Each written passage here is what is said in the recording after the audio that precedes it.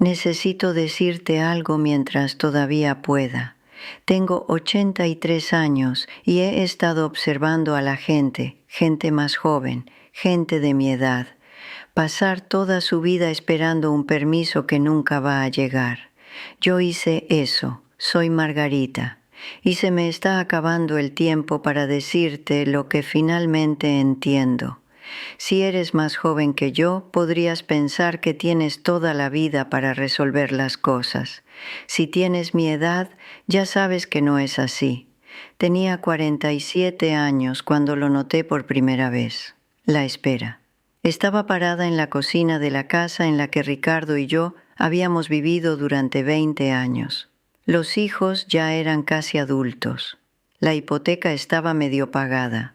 Todo estaba exactamente donde se suponía que debía estar, y recuerdo pensar, ¿cuándo comienza mi vida? No la vida que estaba viviendo, aquella en la que podría pintar otra vez, como solía hacerlo cuando tenía 19, aquella en la que podría tomar esa clase de cerámica en el centro comunitario, aquella en la que finalmente volvería a visitar mi pueblo natal, ese que dejé cuando trasladaron a Ricardo y nunca logramos regresar. Estaba esperando el momento adecuado, cuando las cosas estuvieran menos ocupadas, cuando tuviéramos más dinero ahorrado, cuando los hijos fueran completamente independientes, cuando Ricardo se jubilara. Estaba esperando permiso de las circunstancias, de otras personas, de alguna autoridad invisible que había inventado y que me diría, ahora tienes permiso de querer cosas para ti misma. Ese permiso nunca llegó y antes de darme cuenta tenía 60, luego 70, luego aquí. La cocina olía a café esa mañana cuando tenía 47. Había luz entrando por la ventana sobre el fregadero, golpeando el mostrador de una manera que hacía que el laminado se viera casi bonito. Tenía las manos en agua jabonosa. Otra vez, pensé en mi madre, cómo solía pararse en un fregadero justo como este, lavando platos para una familia que apenas la notaba. Cómo murió a los 71 sin haber ido a ninguna parte, sin haber hecho nada solo porque quisiera. Pensé, no voy a ser así, pero ya lo era, porque esto es lo que no entendí entonces. Esperar permiso es solo otra forma de decirte que no a ti misma, una y otra vez, hasta que decir que no se vuelve tan automático que olvidas que lo estás haciendo. Cuando tenía 23 años quería tomar un curso de contabilidad, uno real, en la universidad. No solo para el trabajo, aunque habría ayudado, sino porque me gustaban los números. Me gustaba la forma en que tenían sentido cuando nada más lo tenía. Ricardo dijo que no podíamos permitírnoslo.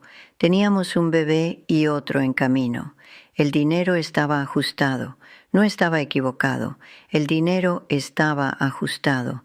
Pero no luché por ello. No dije, esto me importa. Ni siquiera pensé que tenía permiso de decir eso. Pensé, tal vez después, cuando las cosas sean más fáciles. Pasaron 30 años. Las cosas nunca se pusieron más fáciles. Solo se volvieron diferentes. Y un día desperté y me di cuenta de que había olvidado que alguna vez quise tomar ese curso. El deseo había desaparecido tan completamente que era como si nunca hubiera existido. Eso es lo que hace la espera. No pospone tu vida. La borra. Tuve una amiga una vez. Su nombre era Gloria. Trabajamos juntas en la oficina de nómina en mis 50. Era tal vez 5 años mayor que yo, divorciada, sin hijos. Gloria tomaba una clase de cerámica todos los martes por la noche. No era buena en ello. Me mostró fotos una vez y honestamente sus tazones estaban torcidos y sus jarrones parecían borrachos, pero iba de todos modos. Recuerdo haberle preguntado por qué se molestaba si no era buena. Me miró como si le hubiera preguntado por qué se molestaba en respirar. Dijo, porque me gusta. Solo eso, porque me gusta. No entendí, Pensaba que los pasatiempos se suponía que fueran productivos, útiles, algo que pudieras mostrar. La idea de hacer algo solo porque lo disfrutabas, no porque fueras buena en ello, no porque a alguien más le importara, no porque sirviera a algún propósito mayor, eso me parecía egoísta. Así que no tomé ninguna clase, no me uní a ningún grupo, no hice nada que no tuviera una razón clara y justificable adjunta. Y Gloria siguió haciendo su terrible cerámica. Murió hace 6 años. Su hija vino a limpiar su apartamento y encontró estantes llenos de esos tazones torcidos y jarrones chuecos. Me dijo que casi los tira todos, pero luego se quedó con uno. Lo puso en el mostrador de su cocina, lo usa para guardar fruta. Dijo que la hace pensar en su mamá cada vez que lo ve. No tengo nada así, nada que hice solo porque quería, nada que pruebe que existí fuera de la obligación. Cuando Ricardo se enfermó, lo cuidé. Por supuesto que lo hice. Eso es lo que haces, pero había días, y no estoy orgullosa de esto, cuando me sentaba en la habitación del hospital viéndolo dormir y pensaba, después de esto, después de que esto termine, haré algo para mí. Tenía una lista en mi cabeza, no una lista escrita, solo cosas que había estado recopilando durante años, cosas pequeñas. Quería ver el océano otra vez. Solo lo había visto una vez, en nuestra luna de miel, y apenas lo recordaba. Quería aprender a hacer pan desde cero, de la manera real, no de una mezcla. Quería plantar un jardín, uno real, con vegetales y flores mezclados, no las filas ordenadas que Ricardo prefería. Murió un martes por la tarde. La luz en la habitación era gris. Había una enfermera que no conocía revisando sus signos vitales cuando sucedió. Fue amable. Me dejó sola con él por un rato después. Me senté allí sosteniendo su mano. Todavía estaba tibia. Y pensé, ahora puedo hacer esas cosas. Pero no lo hice. No sé por qué. Tal vez porque hacerlas se sentía como celebrar su muerte.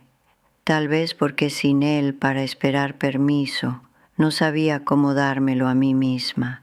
Tal vez porque había pasado tanto tiempo siendo el tipo de persona que se ponía a sí misma en último lugar, que había olvidado cómo ser otra cosa. La casa se sentía mal después de que murió, demasiado silenciosa, demasiado grande, llena de sus cosas y mis cosas, pero nada que se sintiera nuestro. Caminaba por las habitaciones y pensaba en todos los años que pasamos allí, los niños creciendo, las discusiones que nunca se resolvieron del todo, las cenas comidas en silencio, las cuentas pagadas, el césped cortado, la vida vivida, y no podía recordar haber elegido nada de eso, no la casa, no la ciudad, no la forma en que arreglamos los muebles o el color que pintamos las paredes o cómo pasamos nuestros fines de semana. Todo simplemente había sucedido, una decisión llevando a otra, ninguna de ellas realmente decisiones en absoluto, solo el camino de menor resistencia. Mi hija menor vino a visitarme, tal vez 3 meses después de que Ricardo murió. Estaba preocupada por mí. Es una preocupona esa, lo saca de mí, probablemente. Se sentó en mi mesa de cocina, la misma mesa donde me había sentado durante 40 años, y me preguntó si estaba bien. Dije que estaba bien. Dijo, «Mamá, ¿qué vas a hacer ahora?» Y me di cuenta de que no lo sabía. Había pasado toda mi vida haciendo lo que necesitaba hacerse, lo que se suponía que debía hacer, lo que otras personas necesitaban, pero lo que yo quería, lo que iba a hacer solo para mí, no tenía idea. Todavía no lo sé, realmente. Y tengo 83 años. Eso debería asustarme más de lo que lo hace. Hay una mujer que vive 3 casas más abajo de mí. Su nombre es Ruth. Es más joven que yo, tal vez 75, pero su esposo murió más o menos al mismo tiempo que Ricardo.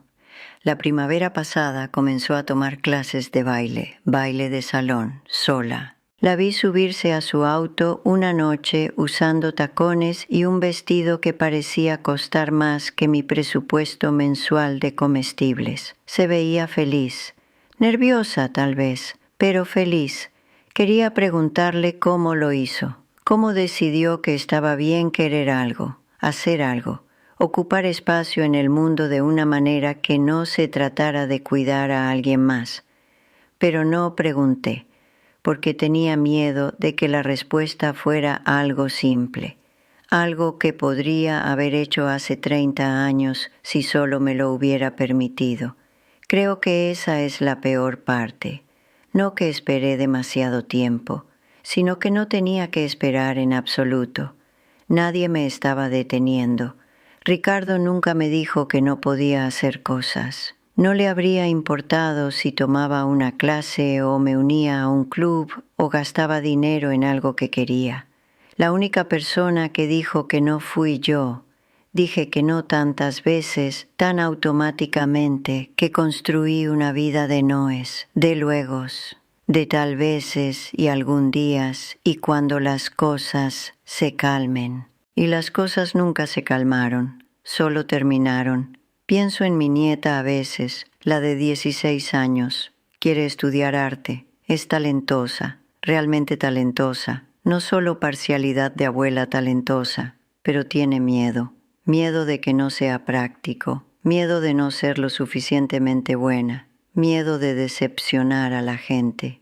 La última vez que me visitó me mostró su cuaderno de bocetos.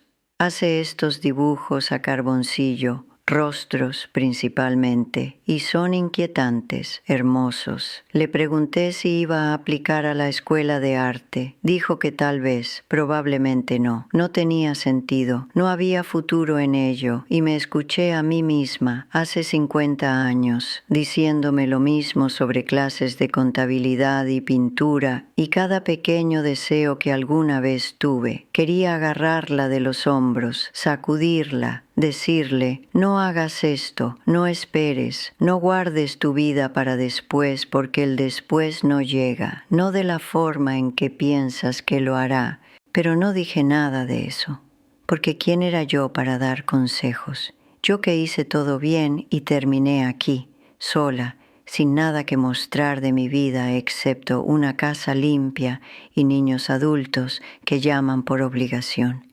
En cambio, solo dije que sus dibujos eran hermosos, y sonrió y cerró el cuaderno de bocetos, y la vi guardar sus sueños de la misma manera en que yo lo hice, de la misma manera en que mi madre lo hizo, de la misma manera en que las mujeres de mi familia probablemente lo han estado haciendo durante generaciones, guardándonos, haciéndonos pequeñas, esperando permiso para existir plenamente. Tengo 83 años.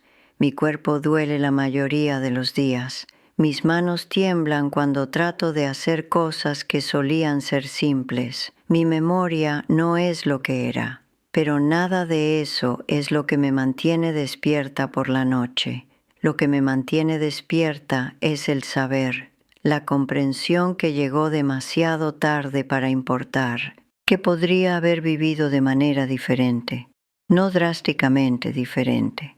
No necesitaba huir o empezar de nuevo o hacer algún gran cambio dramático. Solo necesitaba decirme que sí a mí misma a veces, a cosas pequeñas, a deseos que no lastimaban a nadie más pero se sentían demasiado egoístas para reclamar. Necesitaba tomar la clase de cerámica, aprender a hacer pan, plantar el jardín desordenado, tomar el curso de contabilidad, volver a pintar, visitar mi pueblo natal, bailar, reír demasiado fuerte, ocupar espacio, querer cosas, elegir cosas, vivir a propósito en lugar de por defecto. Pero no lo hice, y ahora estoy aquí, y tengo que vivir con eso, no con enojo. Ya pasé el enojo, ni siquiera con arrepentimiento, realmente. El arrepentimiento se siente demasiado agudo para esto. Esto es solo saber, ver con claridad lo que no podía ver antes. Entender que la vida que estaba esperando vivir ya estaba sucediendo, y me perdí la mayor parte porque estaba demasiado ocupada esperando. Todavía tengo un cuaderno de bocetos. ¿Mencioné eso? Está en un cajón en mi habitación. Lo compré tal vez hace 30 años, pensando que algún día empezaría a dibujar otra vez. Las páginas están amarillentas ahora, todavía en blanco. Lo saqué la semana pasada, lo sostuve en mis manos, sentí el peso de todo ese espacio vacío. Y pensé en llenarlo, incluso ahora, incluso a los 83 con manos temblorosas y ojos que se desvanecen. Pero luego pensé, ¿cuál es el punto? No voy a volverme buena en ello. No voy a tener tiempo para convertirme en algo parecido a un artista. Solo serían los garabatos de una anciana. Y luego escuché la voz de Gloria en mi cabeza, de hace 30 años, porque me gusta. No he dibujado nada todavía, pero el cuaderno de bocetos está en mi mesa de cocina ahora en lugar del cajón. Eso es algo. Tal vez estoy agradecida por lo que tuve. Lo estoy. Estoy agradecida de haber podido criar a mis hijos. Agradecida de haber tenido un techo sobre mi cabeza y comida en la mesa. Agradecida por el puñado de momentos cuando la vida se sintió llena en lugar de solo llena de obligación. Estoy agradecida por la luz a través de la ventana de la cocina en ciertas mañanas, por los pájaros afuera, por los dibujos de mi nieta, por el hecho de que todavía estoy aquí, todavía notando cosas, todavía capaz de entender incluso si es demasiado tarde para cambiar mucho, pero también cargo con este saber, esta comprensión de que construí mi propia jaula y luego pasé 80 años decorándola en lugar de buscar la puerta, y la puerta nunca estuvo cerrada con llave. Esa es la parte que se sienta en mi pecho como una piedra. Nunca estuvo cerrada con llave. Gracias por sentarte conmigo, por escuchar a una anciana trabajar en cosas que debería haber entendido hace décadas. Si quieres sentarte conmigo otra vez, estaré aquí. Por un poco más de tiempo, de todos modos. Cuídate, lo que sea que eso signifique para ti.